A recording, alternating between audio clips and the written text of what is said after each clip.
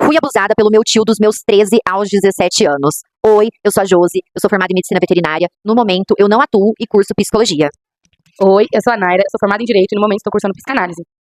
Somos do canal Vidas em Narrativas e diante a esse assunto polêmico que é a adultização de crianças, a gente viu tantos comentários e tantas histórias que resolvemos criar esse canal para trazer histórias de vida, né? A gente viu esse comentário em um post de uma pessoa pública e ficamos chocadas.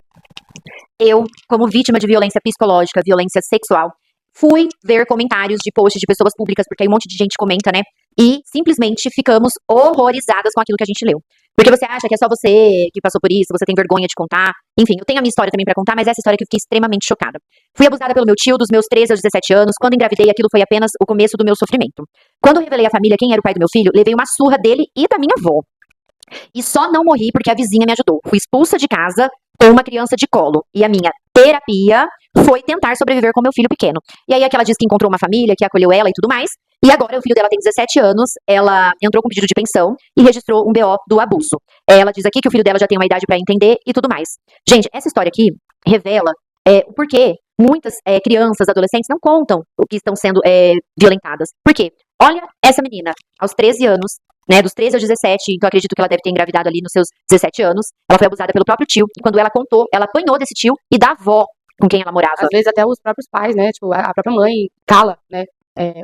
Duvida e culpa a criança. Fala, ó, a culpa é sua, você se insinua. Existe muito, eu nunca sofri um abuso sexualmente, mas eu já sofri muitos abusos psicologicamente, né, que acaba deixando a gente mal da mesma maneira. É uma violência, sim, né, de qualquer forma. Nós temos 20 anos de amizade, né. 20. E recentemente eu descobri que você foi abusada sexualmente. E como foi isso pra você? Olha, isso é uma coisa que eu carreguei durante muitos anos e eu não tinha coragem até em terapias contar. Porque era algo que me assombrava, que eu me sentia culpada, até encontrar uma psicóloga, onde eu resolvi. Falei assim, não aguento mais guardar isso pra mim, eu preciso falar sobre isso, eu preciso tirar esse peso. E a gente tá em 2025, em fevereiro de 2024, eu tive contato com a minha psicóloga, que é até hoje minha psicóloga, e eu me senti confortável em falar pra ela. Então foi muito difícil eu entender. Sabe qual foi a maior dificuldade minha? Foi entender que eu fui vítima, porque eu não queria. Olha, eu não sou coitada, porque existe uma diferença entre você ser coitada e você ser vítima. E eu precisei trabalhar isso na terapia pra entender. Eu fui a vítima, né?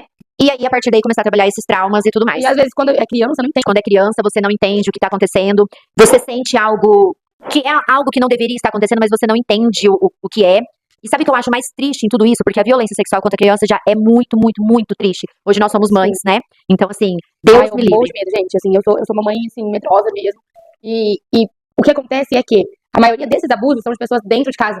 Sempre. Entendeu? São tios, pais, padrastos. Eu vi uma pesquisa que 85% dos abusos sexuais contra crianças e adolescentes é realmente de pessoas de dentro de casa. Então, assim, hoje eu sou mãe, eu morro de medo, eu vivo uma situação aí que eu não consigo estar ali o tempo todo monitorando, mas se Deus quiser tudo isso vai ser resolvido. Então, eu morro de medo que isso aconteça com o meu filho também, né? E, além de tudo isso ser muito triste, da criança ser abusada e viver toda aquela sombra, aquele abismo, porque você entra num abismo. Eu acho que fica no subconsciente pra vida inteira, né? É isso que eu ia falar. Na hora que você fica jovem, adulto, o que você leva pra vida adulta de trauma, que você tem que trabalhar depois, é terrível. Tem pessoas que aí você começa a ter comportamentos, né? Não é todo mundo, cada um é de uma forma, né, que reage. Alguns fazem abuso de substâncias, de vários tipos de substâncias, álcool, drogas e tal. Se tornam pessoas dependentes emocionais. E assim, pessoas que não conseguem progredir na vida, porque sempre fica ali, o que aconteceu? Às vezes é muito criança e nem lembra, né? E aí tem que buscar a terapia pra lembrar disso. Mas eu, estudando psicanálise, eu comecei a entender que o abusador, ele gosta de ver a dor do outro. Ele é um psicopata, né? Ele gosta de ver a dor do outro, entendeu? É algo, assim, que é inexplicável. Mas é dessa maneira que ele reage. Do abusador, assim, nem é a pior pessoa do mundo pra mim, né? Mas eu acho que a gente precisa olhar pros cuidadores, né? Porque quem tem que estar de olho? Os cuidadores dessa criança. Os pais, os avós, que nem dessa moça do comentário, parece que ela morava com a avó. Então, esses cuidadores precisam ficar atentos e eles precisam também ter empatia, serem solícitos, né, com essas crianças. Porque eu vou te contar uma história que aconteceu comigo. Eu tenho inúmeras histórias, mas essa é uma história que chega a me arrepiar quando eu lembro disso, sabe? Eu, brincando na casa de um amiguinho, eu devia ter uns 7, 8 anos, a gente tava brincando, sabe quando a gente brinca de mamãe, filhinho, papai, enfim. Eu era a mamãe, ele era o papai, e não tinha outras crianças, a boneca era a nossa filhinha. Aí ele tinha um caminhãozinho e tal, ele brincava com o caminhão, a boneca era minha filha. Eu enfiei essa boneca debaixo da blusa. E depois, em seguida, eu tirei e falei, olha, nasceu a nossa filha. Continuamos a brincadeira ali, ele com o caminhãozinho dele, eu com a nossa filha, que tinha nascido debaixo da minha blusa, né? E ficamos lá brincando. Chegou no ouvido da minha cuidadora que eu disse que eu queria ter um filho desse meu amigo. Gente, 2 crianças de 7, 8 anos. E, né, assim, hoje as crianças são mais pra frente porque tem muito acesso à internet. Mas na nossa época a gente não tinha Imagina! maldade nenhuma. Nenhuma, era cegonha. É. Bom, chegou no ouvido da minha cuidadora isso, que eu disse que queria ter um filho desse meu amiguinho. Ela chegou do trabalho, começou a me bater, ou começou a fazer a violência psicológica ali comigo. Você falou que queria ter um filho dele, eu lembro do nome dele até hoje, Bruno. Você falou que queria ter um filho do Bruno e não sei o quê. Ela me fez colocar as 2 mãos na Bíblia, e eu chorando sem entender. E ela falava assim pra mim, jura que você não falou isso? Se você estiver mentindo, você vai ficar cega. Meu Deus, olha a pressão psicológica que ela fez, né? Isso é um abuso psicológico. Sim, não, e o pior é que eu chorava e ela falava que eu ia ficar cega, e eu com medo de ficar cega, só que assim, eu não tinha falado que queria ter um filho do meu amiguinho, gente.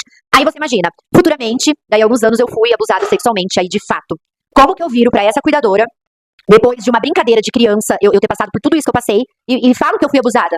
Ela ia literalmente te bater, te espancar e... Eu ia Enfim. apanhar, até porque já era hábito, eu sempre apanhei muito, né? Então assim, como que eu iria contar? Então, eu acho muito importante os cuidadores terem esse feeling, sabe? E assim, a criança vai dar sinal, gente, vai dar sinal. Ela vai começar a ficar com receio de chegar perto dessa pessoa, entendeu? Então, assim, a gente tem que ensinar, né? Ensinar a conversar. Tudo é conversa, não adianta ir lá bater.